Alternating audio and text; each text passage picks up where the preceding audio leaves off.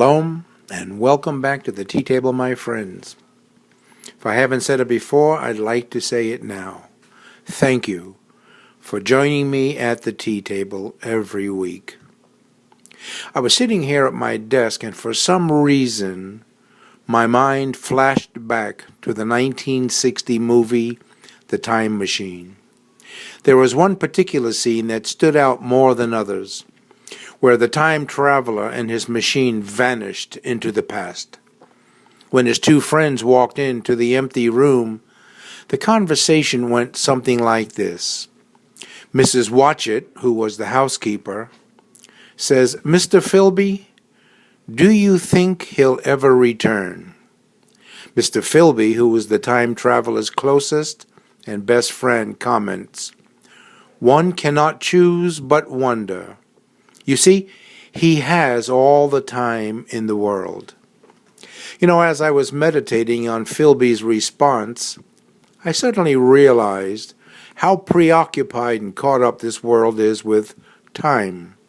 As a matter of fact, the number of watches sold worldwide in 2014 was 1,200,000,000. That's a lot of watches. And if that isn't amazing in of itself, we have timepieces in our iPads, our computers, phones, our cars, in every workplace, on most walls, in most buildings. We are inundated with time, and with all types of time movements, such as mechanical, pendulum, quartz, battery, electronic, electric, and animated timepieces. A big question becomes, what exactly is time? Nearly 2,500 years ago, Aristotle contended that time is the most unknown of all unknown things. And arguably, not much has changed since then. In the simplest of terms, it seems obvious what time is.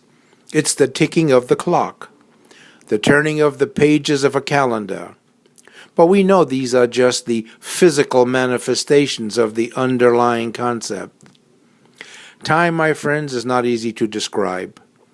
Different people have different definitions. For example, Albert Einstein said, "Time is what clocks measure." The physicist John Wheeler said, "Time is what prevents everything from happening at once." Philosopher Adolf Grünbaum said, "Time is a linear continuum of range of instants." A medical dictionary tells us that time is a certain period during which something is done. And the Encyclopedia Britannica says it's a scale that lacks spatial dimensions. So as you see, not only does time have many aspects, but it also has different contexts, such as time stood still, or "Excuse me, do you have the time?" or "It took a very long time."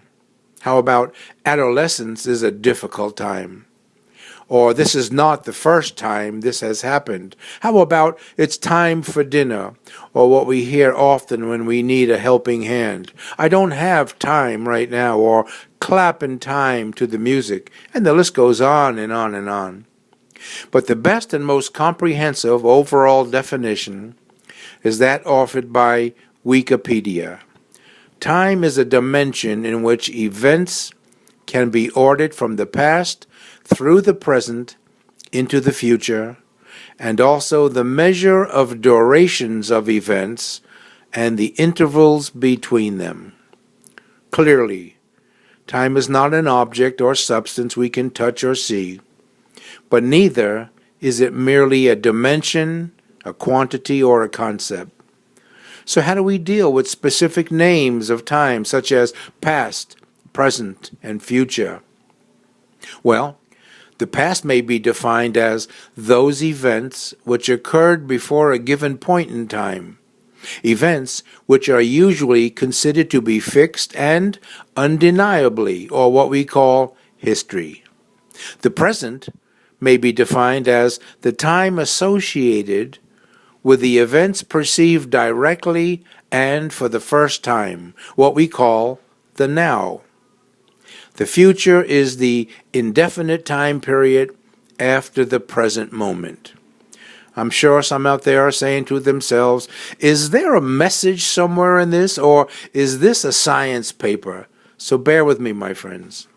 The truth is, we live in a society bombarded with the concern or interest or even an obsession with time.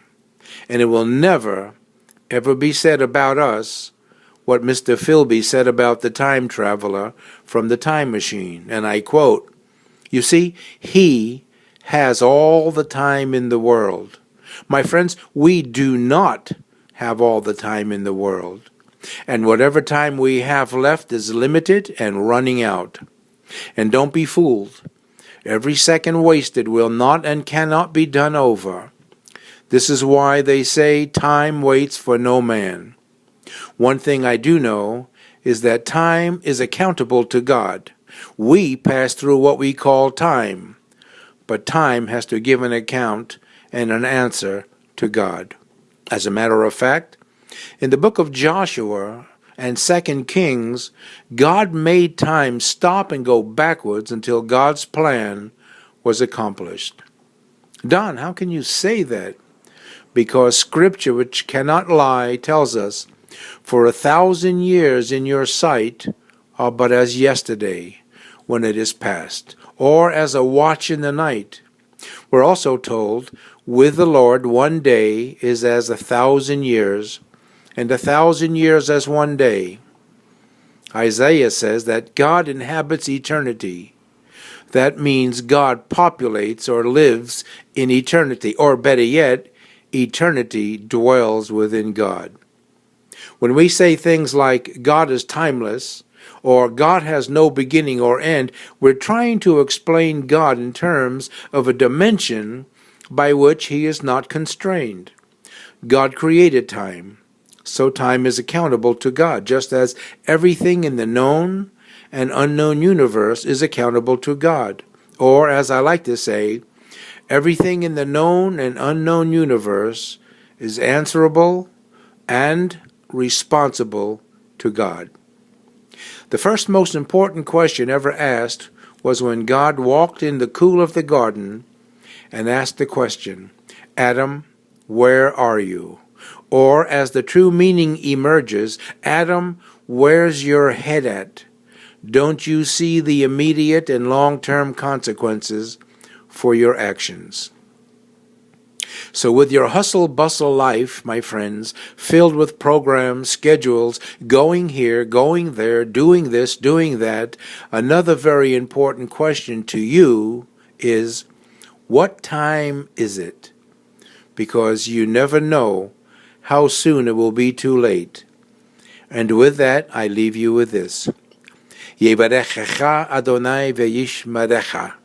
Ye'er Adonai panavilecha vihunecha. Yisa Adonai panavilecha ve'yesamlecha shalom. The Lord bless you and protect you. The Lord cause the light of his face to shine upon you and be gracious to you. The Lord turn all of his attention upon you and give to you the peace of God. My friends, I will see you again next week at the tea table.